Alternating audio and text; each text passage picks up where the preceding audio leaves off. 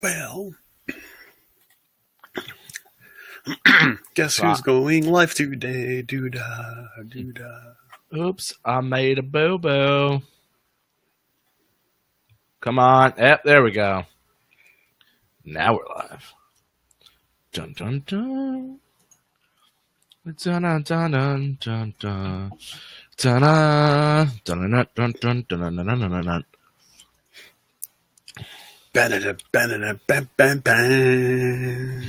We'll be with everybody in less than 30 seconds. You can even count it. I promise you it'll be less than 30. Because I already started doing what I had to do before we started. What up? There you go. There you have it. I'm actually getting very proficient at this. Well, that's good. I mean, to an extent, though. I mean, I'm still kind of a little slow because I'm like, where do I share? What do I do? Okay. Wait. What do we do? Hey. Hold on. Back it up. Hold on. All right. Hi, I'm Doug. I just met you, but I love you. All right. You know, you are my master squirrel. I'd like to take a moment to thank our sponsor, Fantastic Memories Travel, and its Mouse Master Travel Group. The Mouse Master Travel Group focuses on Disney destination vacations, and the Mouse Master agents would love to take care of the stressful parts of your vacation planning, so you can focus on the fun. You can check them out at mousemastertravel.com. Streaming Disney proudly presents another episode of Behind the Ears Podcast. MickeyMonthly.com brings you a monthly surprise box of Disney goodies direct from the Disney parks. Each month, MickeyMonthly.com curates the perfect custom box for your family and has options including Disney trading pins, Main Street stacks, and authentic Disney park merchandise. Packages start at only $7. Cure your Disney withdrawal today by heading over to MickeyMonthly.com. Use our special promo code RADIO35, that's RADIO 35, to save 35% off your first box.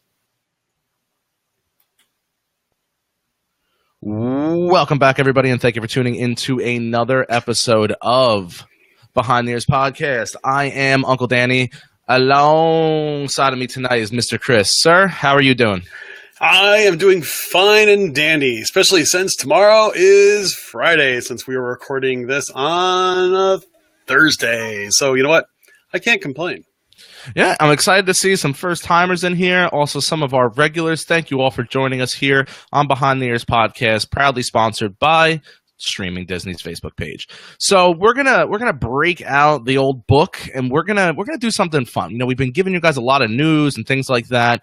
Let's go with something that seems to be a timeless classic.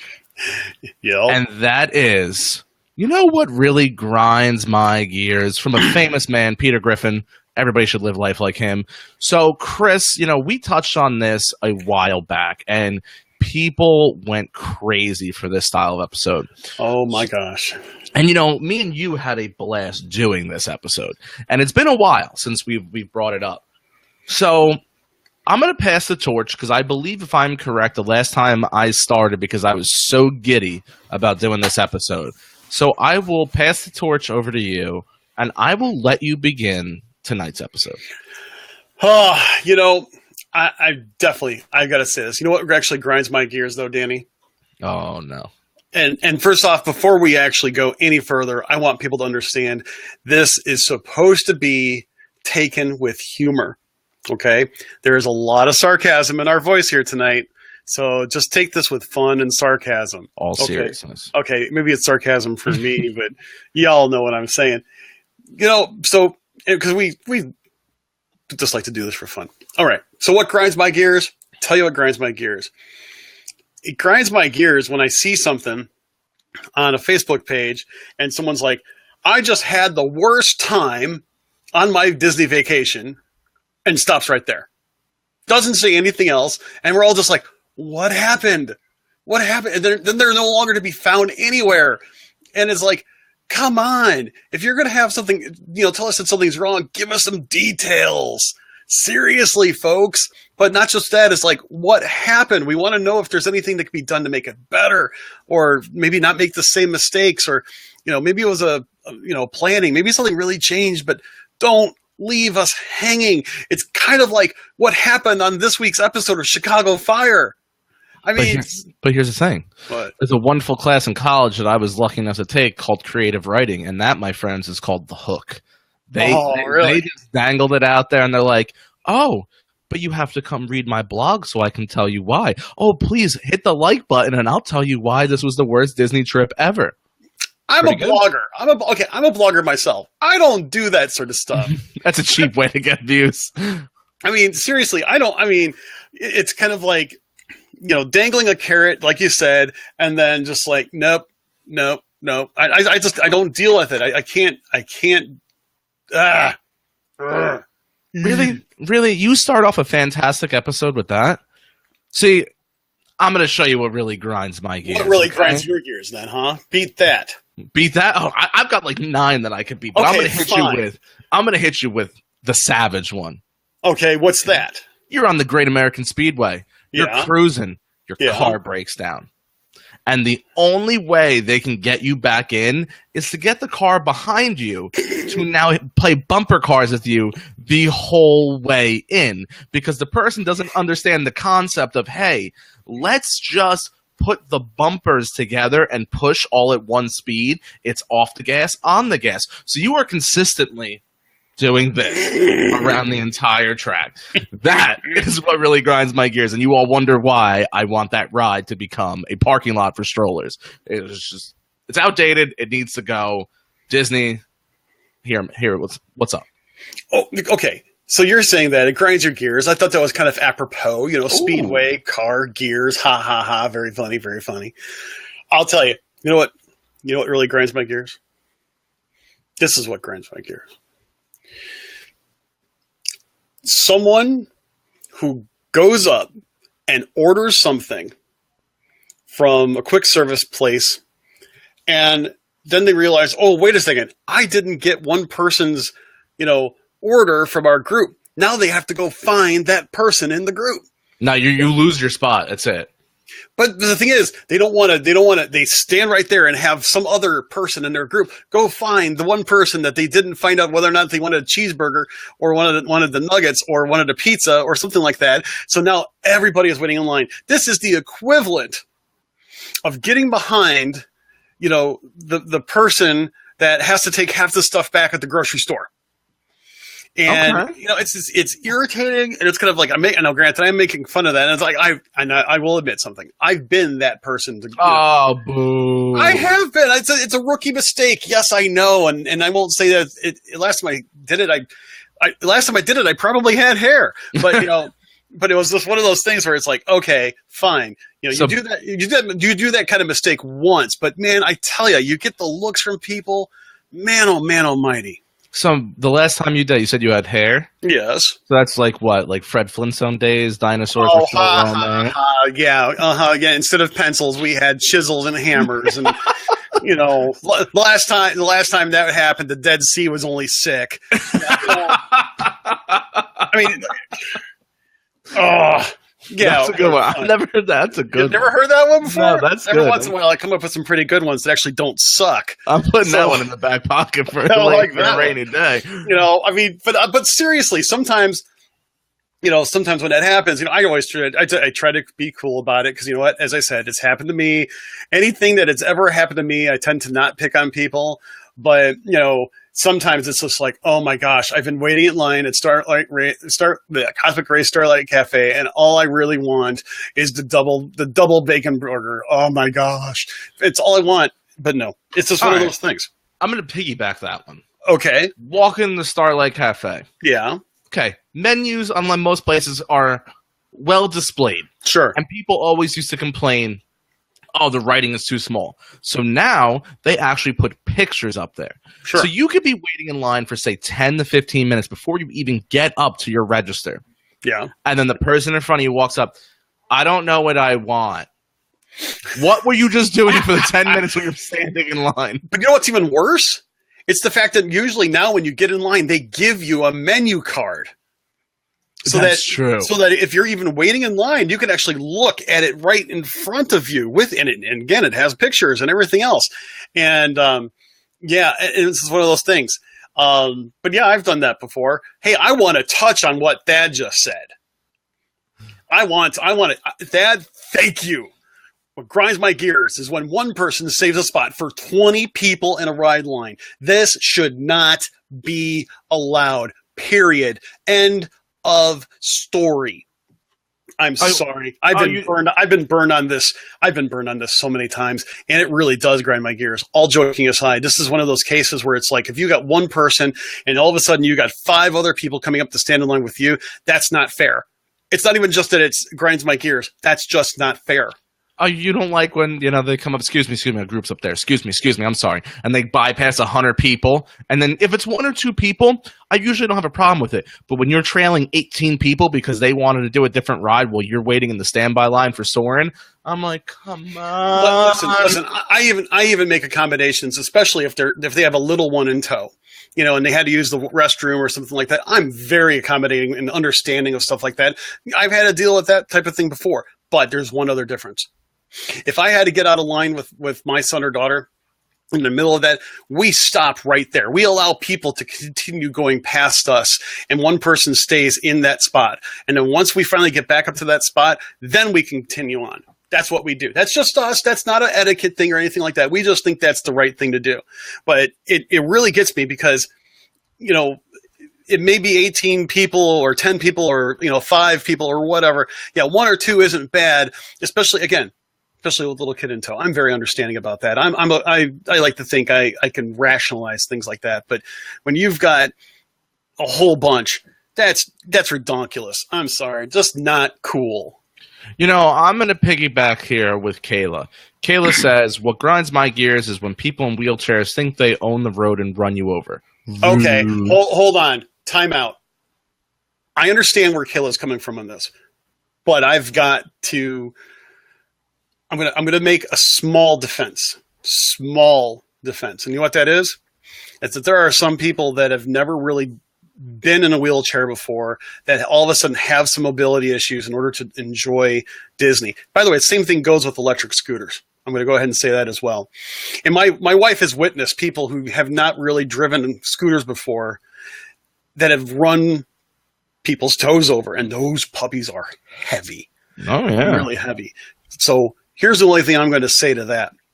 I understand where Kayla's coming from. I'm not arguing that. I'm not debating that. But man, I just think that, people also jump in front of people in wheelchairs and scooters and stuff like that. Sometimes it's not what you think. Sometimes it's not the person who is in the chair that messes things up, so to speak. It's the people around that don't have any respect for people who have mobility issues. And I really hope that those people don't have mobility issues anytime that they go. Even when my daughter was in high school and she, had big time knee problems and stuff like that, and she was in a wheelchair, and I was pushing her around and stuff like that. People would basically cut in front of her all the time, and then if I would hit them, they would yell at me. I'm like, "Whoa, wait a second! You're the one that didn't, you're the one that crossed the streams." Okay, but then Kayla brings up a good point. Can't you just say sorry?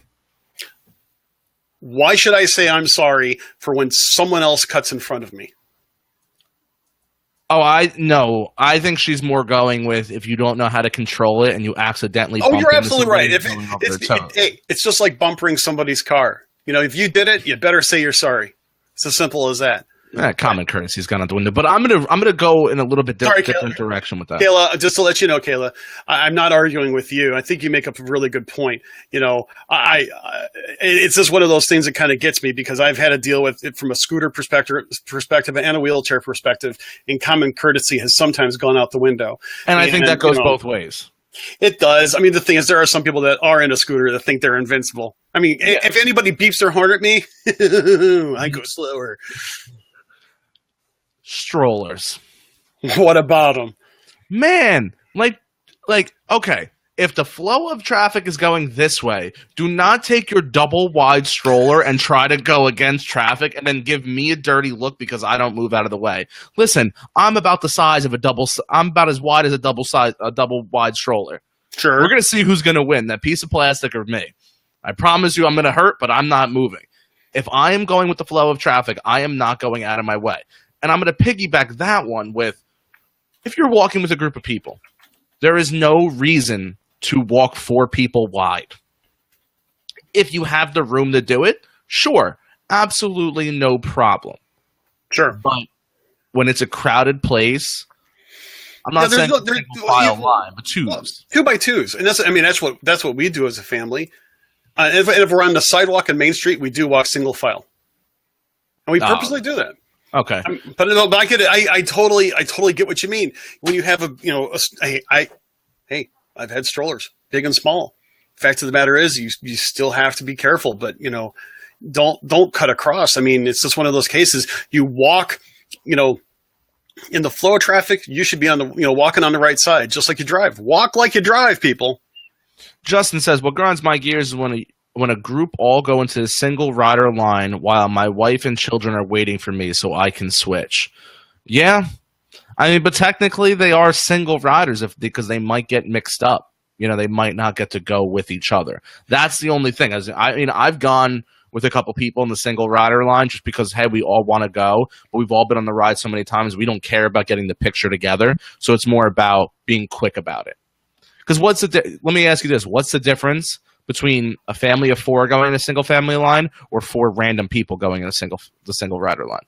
It's the same amount of people. The thing is, I know what he means though, because sometimes the single rider line can actually get slower depending on the flow of the actual regular traffic. I get where he's saying, but at the same time, we like my daughter and I. We do single rider line all the time for Rock and Roller Coaster as well as for Expedition Everest.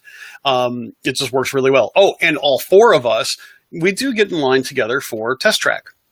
Now, this is something I understand. When people use the single rider line and argue to ride with their friend, that grinds my gears. Well, that's different. That's stupidity. I totally agree. The idea that it's a single rider and they keep on saying, you will be separated from your party.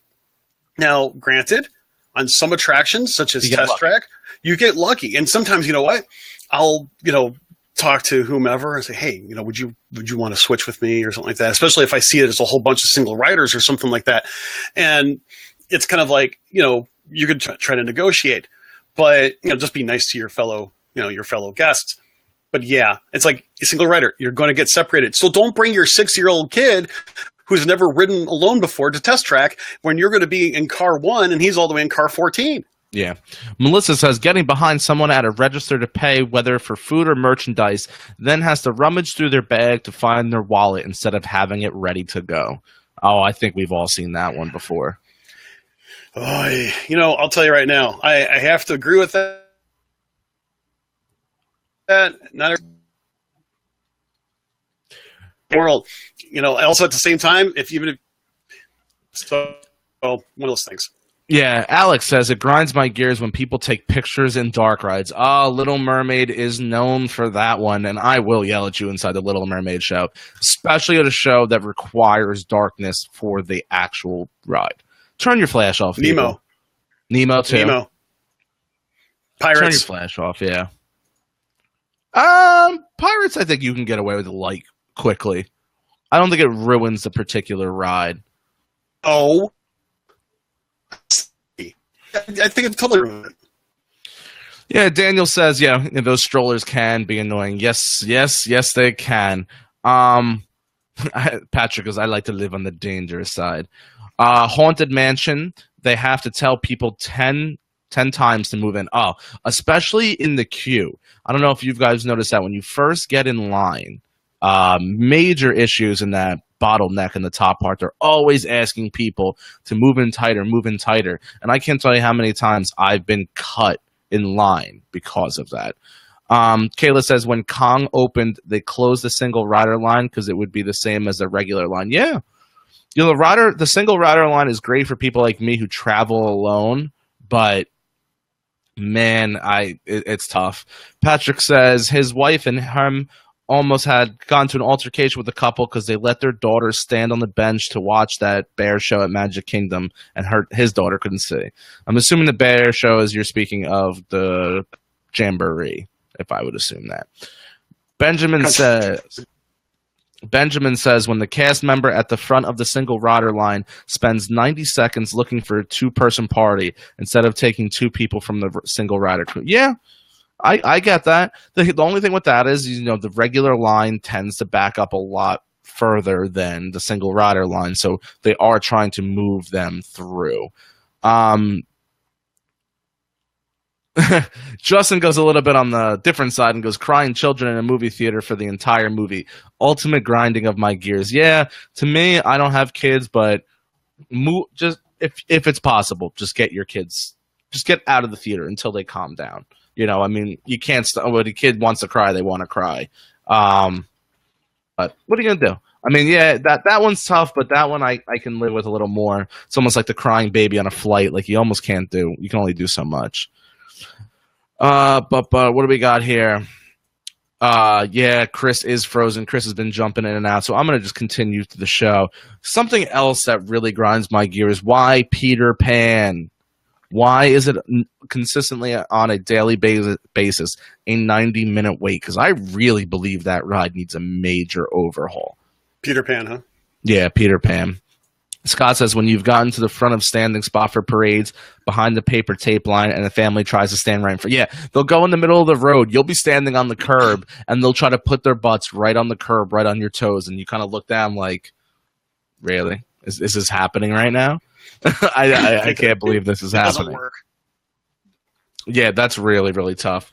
Yeah, Peter Pan is a pain in the tushy.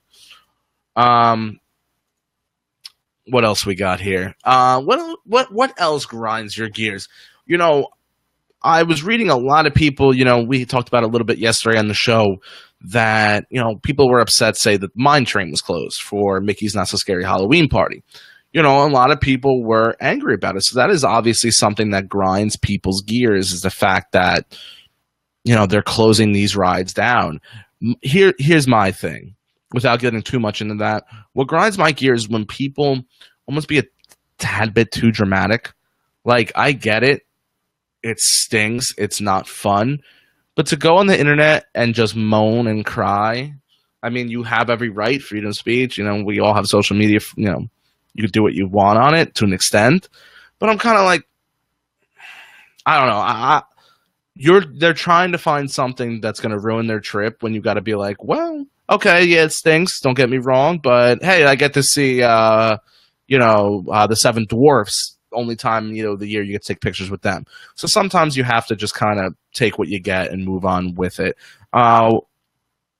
Let's see here. We have another one. Kids on shoulders right as the fireworks start up, especially at Disneyland where the castle is so much smaller. I'm going to take that one and I'm going to go a little bit further with it. Not only is it annoying when the kids go on the shoulders right in front of you, but when they're not on the shoulders for the entire time they're waiting, and as soon as that first firework goes off, boom, kids on the shoulder, and then the mom is holding up the iPad. Like, oh, look at this little TV that I'm carrying around to film the fireworks. I've never seen fireworks before. You know, which then makes you sitting down that was comfortable now need to stand up and get a different spot. And it just becomes a hassle. It becomes a ripple effect, because once one person does it, it kind of just trickles down the line. Alex says, I hate when I'm in a hurry to get somewhere at the parade routes, block my path. That is the worst. When, you know, you kind of schedule your fast passes a little tight and you're trying to basically get to the other side of the park. Like, we'll use an example. Say you have a Haunted Mansion fast pass, and then your next one, you have, say, 5 minutes until it closes over on Splash Mountain. 5 minutes, realistically, from Haunted Mansion to Splash Mountain is very, very doable. But when, you know, there's that parade going on and they put you in the back part where right next to the river and right where Tom Sawyer's, and you almost got to basically go all the way out to Barnstormer and then do it that way, yeah, that could be a major pain in the tushy. Megan says, when you clearly are trying to take pictures in the park and people walk right into your frame, yes, please be a part of my memory, fool. Now, here's the thing. I try to be very courteous for it. You know, I'll try to look, but people also try to take pictures in the most awkward spots. Now, granted, they are very photogenic areas and you want to capture the ambiance and the background and that dropping in the back. But at the same time, like, if you're doing it in a major walking way, it's kind of like, where am I supposed to go? You know, and then you have the people, like my mother's like this, that hold the phone out. Okay, on 3, 1, 2, 2.5, 3. It's kind of like, no, just literally just Tap away, get a bunch of pictures done, and then move away. Let's see, Scott says, or a balloon during projection on a castle. Yeah, because that really throws everything off. You don't realize how bad when those lasers hit the balloon. Boy, oh boy, are you in trouble there. And I feel bad. I really do feel bad for little kids, because when you're, say, 4 feet tall, 3.5, 4 feet tall, and you're standing next to me who's 6'1", I'm definitely going to block your view. So, as a parent, I get the idea of, oh, okay, well, we paid a lot of money. We want our kid to see it. But there has to be a different way. Maybe if I had a kid and I'm 6'1", maybe holding them where their head is next to mine and they're at chest level, instead of putting them up here where now you're blocking everybody. If you're holding the kid in front of you like this, if you rock them like a baby, or if you just kind of, just scoop your hand under their legs and, basically hold your arm and hang out there. Is it the most comfortable thing in the world? No, but we all do a lot of things for our families, our kids. So, you can get it done without interrupting anybody else's view. John, I appreciate that. Thank you very much. Yeah, Aaron, you can always take a picture for them to also move that line a little quicker so people aren't going to be backed up a little bit. Nancy says, or walking behind a stroller family with a balloon on a long string that keeps mostly hitting you in the face. Oh, I've done some funny things. Like, especially if like the little kid is in one of those back-facing strollers, so they're looking back at you. You just sit there and like they're holding the string, you smack the balloon. Not at them, obviously. I'm not that cruel, but gotta have fun with it. I always try to tell them, your balloon is a little in my face, but that one is funny. There he is. Hi. Everything better now? Yeah, I found the problem. Well, there we go. That's what I like to hear. So, we had touched on a few things, but I'll backtrack into basically what we were talking about was the first thing is we were talking about not only iPads going up in the air, but kids going on shoulders. Yeah. So I thought of a genius idea. Now, obviously, this is supposed to be for everybody. So what if, instead of putting your kids on the shoulder, what happens if you just held them in the front of you? Like you scoop the legs, and they basically sit on your forearm in that space in between your chest and the forearm. Now, granted, that gets annoying. It gets heavy. It does. And I get that. But at the end of the day, I mean, people are getting into fistfights now because people are blocking other people's views of the fireworks. So there's that. Then we talked about, I believe Megan had brought it up. If it wasn't you, Megan, I apologize. But like when they're trying to take a picture and people just walk right in front of the camera. And now I understood that one. But I was playing devil's advocate a little bit, saying, well, depending on where you take the picture. I know a lot of people will try to take it on the Tomorrowland Bridge and things that kind of bottleneck, and you kind of just sit there and look like, yeah, it's a great ambiance. There's a great backdrop. You get the castle and everything, but it is a major walkway. And I'm guilty of it, especially going by myself.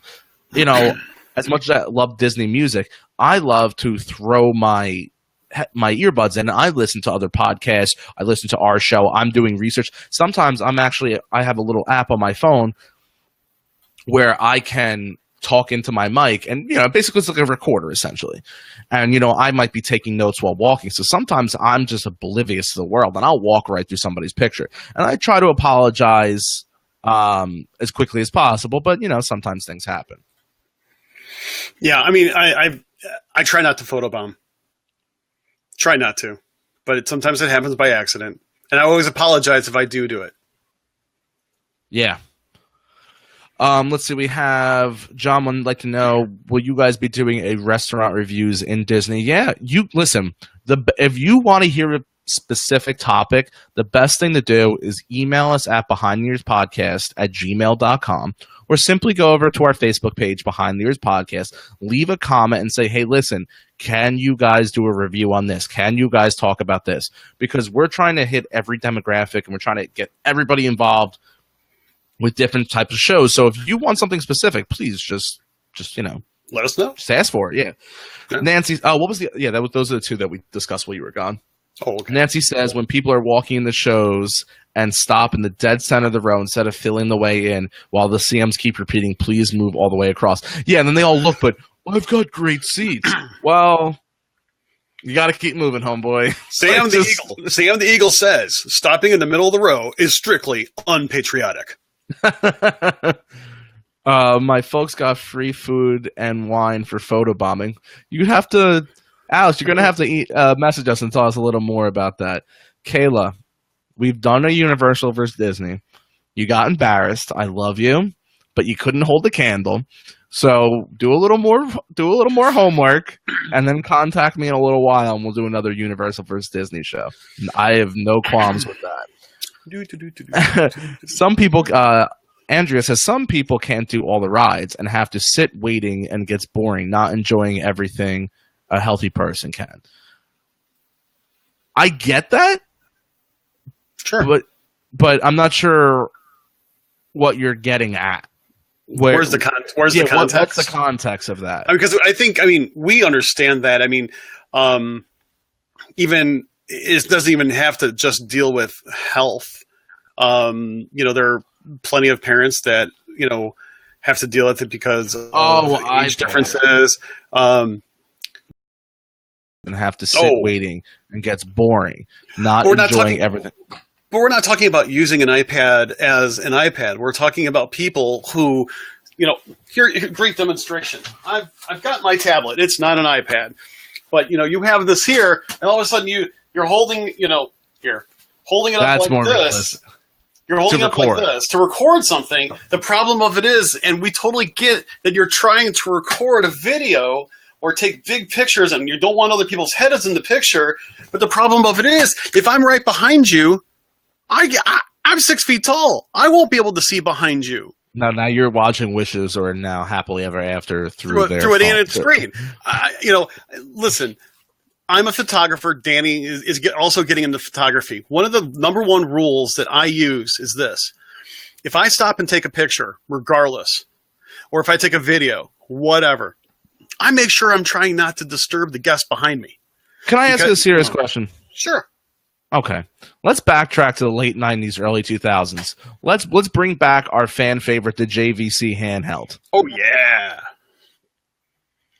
I don't remember my dad holding it up here to film. My dad held it here and filmed. Or, 2000, you flap out the little side part and you filmed like this. Sure. When did this, over the head like you're holding Simba, when did this become... Whatever. When did that become the norm? Because you can't say it's zooming because there's still a zooming capability on an iPad. Yeah. I don't know. Why did that happen? It's the same thing when I have my phone. When you think about it, if you're recording with your phone, you're like this. You're not up here. You're here and then you're zooming in. So why is it that people carry the idea of, let me hold this 8-inch screen as far up and out as I can because I'm going to get a better view? I mean, I understand it, Danny. I mean, I don't. No, wait, hold on. I understand having an iPad for some entertainment. If you're doing some writer swapping or this, that, and the other, or if you're not able to enjoy certain attractions for any reasons, that part I don't have a problem with. And I apologize if for some reason I read that differently because of lack of context on my behalf. So I do apologize. I just think it's the idea of just blocking other people's view. That's really what it comes down to. I have to take pictures. I use a DSLR camera. That's my choice. That's my tool of choice for photography. I use the extended arm bit type of thing. I really don't. And at one time I had a monopod, and I would stand against the wall to make it higher, but I won't get in front of a guest. I just won't do it. Let's see. Nancy says, in my opinion. Yeah, we're going to move past it because it's null and void. This one might be a mom specific, but this drives me crazy. When I'm waiting for a large stall in the restroom because I have 2 tiny children with me and we need the extra space, and after waiting for what feels like forever, out walks a 5-foot thin woman by herself. Now, I completely understand. I'm one of those people where I try to be conscious, especially when I'm on the first floor of somewhere, like because I work on the road all day, so I'm in and out of public restrooms. So when I'm on the ground level, I try to be cautious and not use a handicap stall. But my only thing to you, Nancy, is how do you know when she walked in that all the other stalls weren't taken? She does have the right to go into that stall. I'm just saying, I get exactly where you're coming from, but, It is what it is. Let's see. Brian says, I always tell my wife to enjoy the moment. You can watch other people's videos on YouTube later. Live in the moment. Yes, you can always go to Streaming Disney Facebook page and watch everything that's going inside the park via their channel. Fantastic. And it's free. Nancy, because you can get the screen up above people's heads. Okay, so she's going back to she said this before. I just messed up and didn't read it. But this is Zoom, though. When you Zoom, you can easily get in and out past people's heads. But like I said, we're going to drop that one. Samara, I wouldn't say an iPad is dumb to bring into a park. People use their iPads for different things.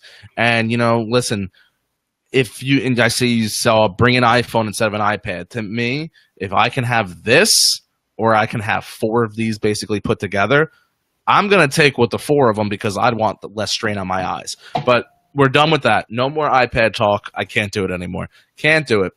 Alex says, one time they called out a guy on the laugh floor for being on his phone and said, that guy's on social media marketing guru, and put him up on the screen. Easy advertisement right there, though. If you're trying to promote something, man, like I said, last time I was down there, I got lucky, and they put me up on the screen, and I had my Behind the Ears podcast shirt on. Yes! Yeah, it's easy marketing right there. Oh man, I'll tell you right now. There are probably just a ton of stuff that I would say. But the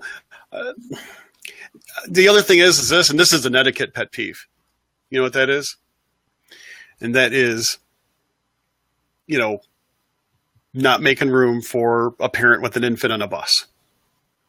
I know it's a sensitive topic, ladies and gentlemen, but the fact of the matter is, I had to bite my tongue last time. But I'm going to say this: I have taught my kids that if they see, a little kid by themselves, parent with a kid, whatever, you give up your seat. I taught my kids that. You know what? Yeah, and you know what another thing is, and I'm sure Chris teaches his children this too. I'm not speaking for the women here. I'm going to speak solely on men. Young boys, gentlemen, whatever age bracket you're in. If you're on a bus and you're sitting there, for God's sakes, people, get up. Give a woman a seat. Not only the child and the mother, give any woman the seat. Common courtesy, people. Exactly. It's not that hard. I've literally been on a bus where I've given up my seat to a woman, and then someone else will walk in, and I'll see a guy, maybe mid-40s, 50s, sitting on his phone, I won't say perfectly healthy because I don't know someone's backstory. Healthy enough to my eye. I'm going to make that judgment. He was healthy enough to my eye where I could see if you just walked out of Disney, and I watched him walk out of Disney, was not in a wheelchair. I'm assuming he is able to stand on a bus, and you have a pregnant woman coming on the bus and you're making her stand. You can ask my buddy. There's been a few times I've looked and I've wanted to snap and be like, who raised you? When did you become this type of human being that you would continue to sit and let a woman or a child stand?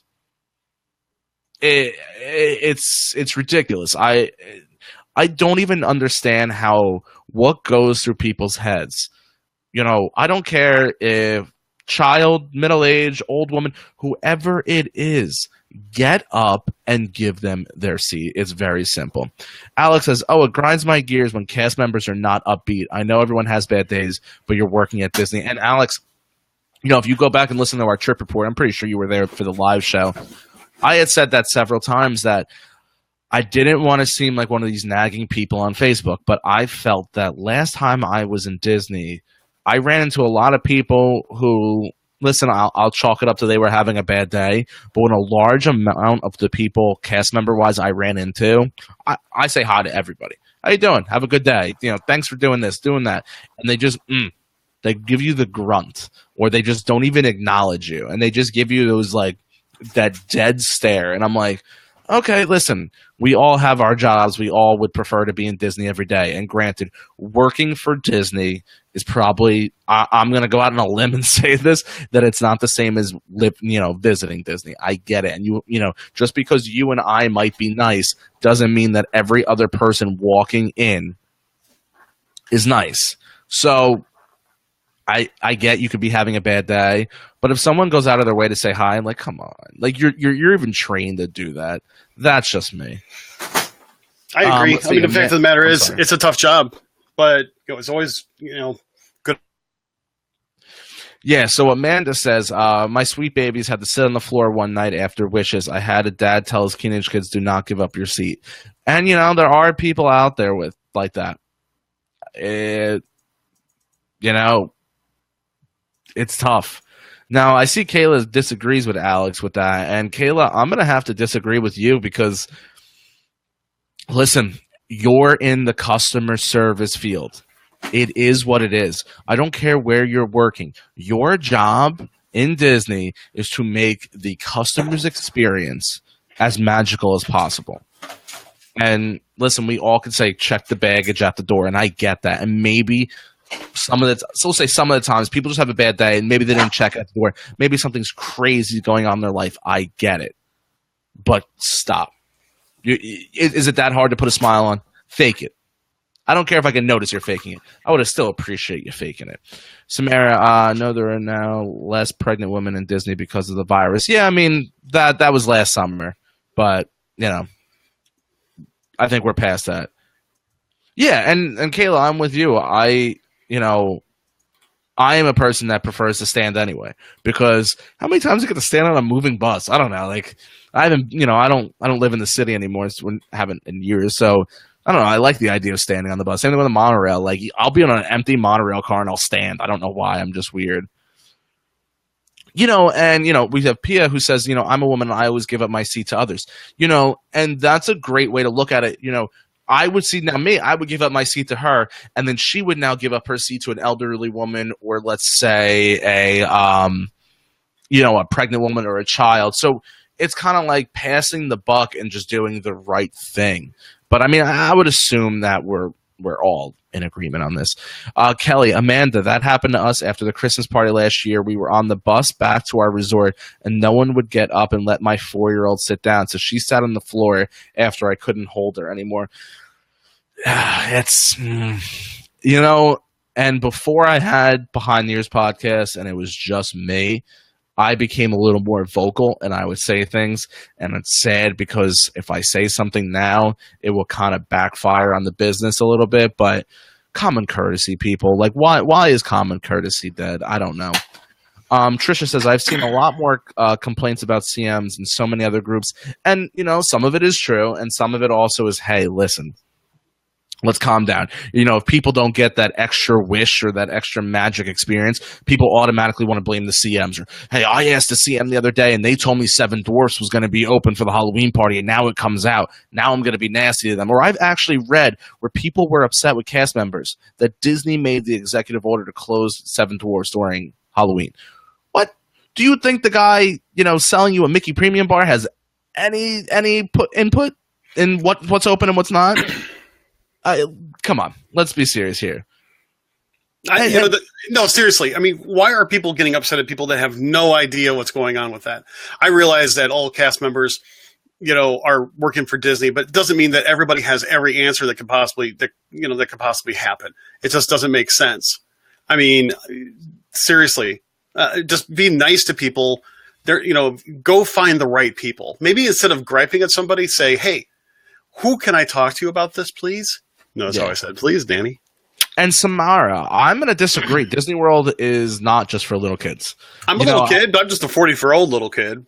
I think that's a very bad stigma that comes along with Disney. Is Disney geared towards kids in certain aspects? Sure, they have the circus area. They've got things like that. But you're going to tell me Epcot is geared towards little kids? Well, here's the thing, though. Anytime I hear something like this, I kindly remind people that when Walt was first, conceiving the idea for Disneyland, it was the idea that parents and kids alike, grown-ups and kids alike, I think was the exact quote, have a place where they can enjoy their time together. And therefore, it was the intent is to have it enjoyed by everybody, kids of all ages. And even if you don't go there with kids, I mean, my wife and I went there for kind of an anniversary trip. and it was fabulous. We had a great time. Yeah, Loved it. I had seen, we had talked. People said, maybe if you're seeing a cast member have a bad day, give them a smile, acknowledge them. Maybe it could turn around your day. Amanda agrees with Sheena, and she loves giving CM props. They work so hard, and most of them are great. They sprinkle pixie dust for the rest of us, even if a CM is allowed to have an off day. And I'm not saying that at all. Please do not, take what I said in a different context. See, everybody's human. Everybody's human. But at the end of the day, you are a customer service. So Guest service, Danny.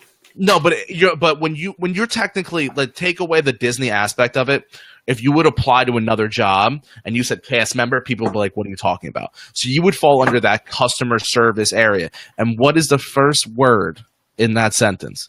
Customer. So I understand that you kind of listen, I'm in the customer service industry. I drive for a Fortune 100 company. I am the face of a company. If I'm having a bad day and I do something and I'm not nice to a customer, they're going to turn around and be like, well, that guy's a jerk. And his company hired a jerk. I don't, it's a bad stigma. Not saying I don't have bad days, but I guess as I've gotten older and been in the customer service industry so much, you have to learn that sometimes it's just, you got to eat it. You got to at least just try to fake it. Just try to do as much as you can. No one says you have to be, hi, thanks for coming to Disney World. I'm so glad you're here. Oh, what can I do for you? No one's saying that. But if someone says hello. You do that pretty good. That's wow. You were in that one. A common, hey, how you doing? Unless if I say hi to you, just acknowledge it. That's all I'm saying. But I'm not going to harp on CMs because you know what?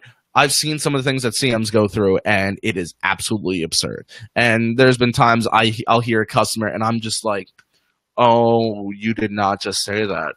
You really didn't ask that, did you? And you'll see the CM just smile and be like, no, I can help you with that. And I'm like, oh. Sherry says, I always give up my seat for an older people, pregnant moms holding babies, just the way I was raised. And I don't understand how not everybody was raised that way. I don't get it.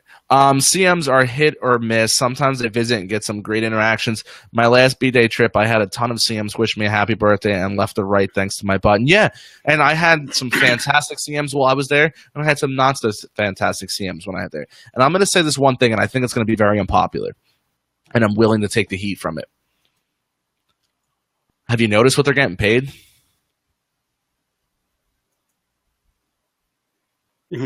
Pause for effect. Think about it. You're having a bad day, and Disney can work you like a dog at times. We know people who are in the industry, and they get worked a lot. They're dealing with extreme heat and extreme attitudes from people, and people just wanting everything their way, and they want it for free, and they want it done now. And then you look at their paycheck. It's tough. It's tough to sit there and be that ear-to-ear smile person and getting paid. It's tough. I'll give them that. But I'll tell you what. Going back to the whole grinds and gears bit. You know what gets me? When you have when you have someone from mousekeeping knock on your door, see that you're trying to get out the door to go to a park, and then they say, "Oh, well, I'm here to refresh your towels. Here are your towels. Here are your towels. Oh, thanks. Why can't you just wait a few more minutes until I leave? Thank you so much for my towels." Aaron says, I'm a single dad, and people have given up their seats for me because I was holding my son trying to hold onto the bars of the bus because he was tired of walking. Listen, I would like to assume that everybody's going to do the right thing, but hey, we're talking what grinds my gears, so obviously it doesn't always happen that way. And I think we've all experienced both sides of that aspect of it. Let's see. Brian says Disney should try out an 18 and over at Disney. No strollers. I have a daughter, so I'm not anti-child. Wow. Don't you know where that slippery slope ends up going? That all of a sudden now you have more individualized events, hard ticketed events where people will get upset that their particular idea for a special hard-ticketed event or day doesn't happen. Yeah. And this is the one I wanted to hit on later, but Sheena got to it first, and it is so right on. What grinds my gears when people are expecting to get the pixie dust. That's not the point of it. It's supposed to be random and awesome. You should not expect it. You should quit worrying about getting something extra for Disney and create the dust yourself for your family and others. Right on, virtual high five. I was going to do the same thing. Here's the thing. Okay, here's a simple example of it, Danny. I keep on seeing people saying, how do I get a free room upgrade? I'm like, well, you don't necessarily, get one. I mean, granted, they happen. They don't happen often. And unfortunately, you'll have like 10 people say something like, oh, I just got one last week. Oh, yeah, last time I went, I got upgraded, blah, blah, blah, blah, blah. Upgrade. And the interesting part is it's kind of like, listen, go, enjoy it, get what you can, and if you get upgraded, it's pixie dust time. Enjoy it. But I do get a little bit perturbed when people are expecting pixie dust. That's not the purpose of pixie dust. Don't look for it, because you ain't going to find it. I really, truly believe that when you want to experience the magic and experience extra magic at Disney is when you least expect it. And I guarantee you, I fell into the trap of, there was one trip and it was like, wow, we really didn't have anything super special happen to us until the last day. See now, and I'll play devil's advocate. I've been going to Disney since 1994. I'm going to cut out the top end of it, the beginning part, because I was a kid and I don't really know. But I'll tell you, since let's say 2008, since I've been going, I have not experienced any pixie dust. And I'm not upset about it. Like, it is what it is. Because you know what? When it finally happens, it's going to be glorious. You know what my pixie dust every trip is? When I'm waiting in line and I get the little tag on the string that they want to see how long the line. The red ticket. I look forward to that. I agree. It's just the little things. And, I mean, hey, give me some stickers. I love stickers. I'm 44 years old. Give me stickers. One time I got a free Mickey Premium ice cream bar just because it was my birthday. And yes, it was actually my birthday that day. Alex says, we go back to that whole 18 plus part. She goes, anyone ever been to Disney for grad night? Disney feels weird when it's an older crowd. I did the cha-cha slide on Main Street and it just felt so wrong. I would be like, oh, cha-cha slide? Count me in. Yes, I'm old. I know what it is. But, I would have totally done that. That would have been awesome. But I think that one that just came up there, Disney, people do have very high expectations for Disney. Yeah. And I think those expectations are getting higher and higher as the price goes up and up. I mean, if you think about it, there's been kind of an uptick of expectation along with the idea that Disney has been raising ticket prices. I'm just talking from just observationally speaking, and I'm speaking only from what I am seeing on Facebook groups and other parts of social media. I don't know if I'm right. That's just feel free to debate me. I'm okay with it. It's a discussion among friends here in this particular community. Well, I'll play the other side of it, and Alex brings it up. Disney expectations are high because they perfected the concept and guest relations of a theme park down to the central hub design that other parks follow. Absolutely. That's a very good point. But at the same time, I think guests, I think we do expect more from Disney because it is Disney. I think there's nothing wrong with that either, to be honest with you. It was just one of those things. We have asked for some things to happen to try to surprise some of our kids on things like that, and sometimes Disney was able to accommodate, but the fact of the matter is that we go there and we're going to make our own magic. And even at times as a guest, we really do sincerely try to make magic for other guests too. It doesn't really matter what it is. We try to make a guest day a little bit better too. Let's see. Nancy says, what grinds my gears is why does it take all Disney World hotels 30 to 45 minutes to go through the check-in process when it only takes 10 minutes for any other major hotel chain? I always feel like I'm standing there forever. She's got a point. Are we talking airport? No. She's talking about the hotel. And because sometimes you're standing in line, and sometimes it takes you 5 minutes to get through the check-in line. Sometimes it takes you 45 minutes to go through the check-in line. And, I stay at, a major hotel brand for most of my other non-Disney trips. And even with, I'll check in before I leave, it's kind of like the online check-in process. I walk in, throw it on my credit card, they scan it, they give me my key.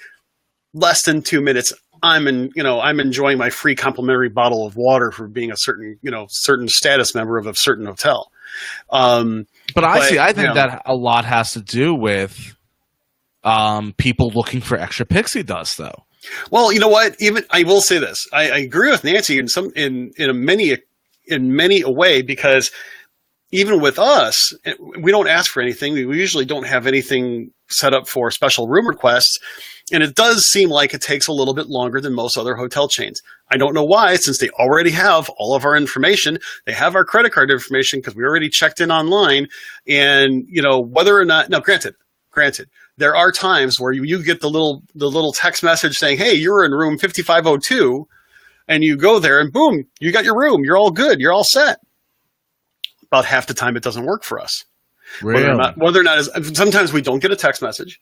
Sometimes it says, sorry, you gotta, go to the front desk, or we'll go to the room and maybe a magic band's not working. So you gotta head back over there. And so Nancy, I understand Nancy's not looking for extra pixie dust. She's just looking to get through a line quickly. Oh, no, I totally get it. I wasn't saying, Nancy, you were looking for it. I was saying that maybe the people in front of you could be holding up the line. Good point. You may have people saying, oh, I have requests. Yeah. Okay. Oh, but or I've seen it happen. Oh, but my travel agent said it was going to be $452. You're telling me it's $462. I've literally heard people squabble over $10 to the point where I've literally wanted to pull out my wallet and be like, "Here's the $10. Just go to your room. I'm done." And you know what? And I understand that billing issues can be a big pain in the rump. To deal with some things and so on and so forth. I will tell you this. We have had our share of billing issues at times. They've always been taken care of with, the utmost of importance to the cast members that we go up to. Sometimes it takes a little bit longer. I mean, one time we had a severe magic bag problem, and they had to call Rescue Rangers in order to get it taken care of. And it did get taken care of, and it delayed us for 45 minutes. They gave us fast passes, to kind of make up for it. We didn't ask for them. That was a little pixie dust for us waiting around. No big deal. It was all good. But sometimes it just seems to go. All right, this is going to be our final post tonight. Angie says, reserved a club-level theme park room at Poly on December 30th, 2016. And when I checked in, they upgraded me to one of the DVC bungalows for free. Wow. Sweet! Wow. Ultimate Disney magical moment, and pixie dust to last me a lifetime. Amazing memories watching Fantasy in the Sky fireworks from my own private deck. Amen. Oh, gosh, That my friend is fantastic. But you know what? I will say this: this is not towards. Was it Angie? I'm sorry, that was Angie. Not towards Angie, but here's the thing: there's also a lot of people saying, "Why can't I get that?" That's the only thing. And Angie, I'm glad you got that. But there are times that people just are jealous and they want that sort of treatment. Take this with a grain of salt. Okay. And I'm going to end on this. Okay. She did get an upgrade, which is fantastic. Sure. But she also went from basically the second most expensive room in the hotel. She went from a club level theme park view. Yes. It's not like she went from All-Star Sports standard room to the bungalow at Poly. I just want to point that out. Now, granted, it was a very generous upgrade, and I think it's fantastic, and people should never expect to get that because I think those are very, very rare. But in that big picture, it's fantastic. But it wasn't – people are going to see bungalow and be like, oh, my God, what an upgrade. And it was a fantastic upgrade. Yes. But it was still moving from very, very, very high class to top notch. To the class. Yeah. So, Chris, do you have any final touches, anything you want to say before we end it? I don't. Hey, first off, I want to say thank you for being so tolerant with some of my network issues. I found the problem on my little network here, and it is being remedied. But I'll tell you what, I really enjoy some of these episodes where we just get to vent a little bit. And you know what? We all love Disney. That's why we're here. We're here to talk about it. There are some things that we love to gripe about, too. And sometimes we do this just to have a little bit of fun. And, you know, I always say this as a disclaimer, if Disney's watching, we love you guys. And, you know, we have all sorts of experiences, and we're glad to share them with our listeners, our viewers, and we'd love to hear what our viewers have to say as well. It's all in good fun. And even though the stories are true, I think overall, we're all basically saying the same thing. We love Disney. We love to see the improvements that come from our feedback. So once again, guys, don't forget to follow us on our social media platforms. Facebook is Behind the Ears Podcast, Instagram Behind the Ears Podcast, Twitter is Behind the Ears PC. Any listener questions, comments, concerns, would you like to come on the show with us? You can email us over at behindtheearspodcast@gmail.com. Don't forget, we go live every week, Tuesday, Wednesday, and Thursday at 9:45 p.m. Eastern Standard Time over on the Streaming Disney Facebook page. Also, we release our shows on Monday, Wednesday, and Friday, audio version only. You can catch them over on iTunes or Podcast Addicts or even Google Play. Lastly, don't forget to rate and review the show on iTunes and subscribe to our YouTube channel, Behind the Ears Podcast. I look forward to seeing you guys all next week. Watch out for some content coming out in the next few days. And until next time, guys, I am Uncle Danny. And I am signing out. And I'm Mr. Chris. Once again, thank you so much for joining us on this journey today. We really love you guys, and we are so glad that you're here. But until next time, we hope that you have a magical day. Thanks a lot, and take care.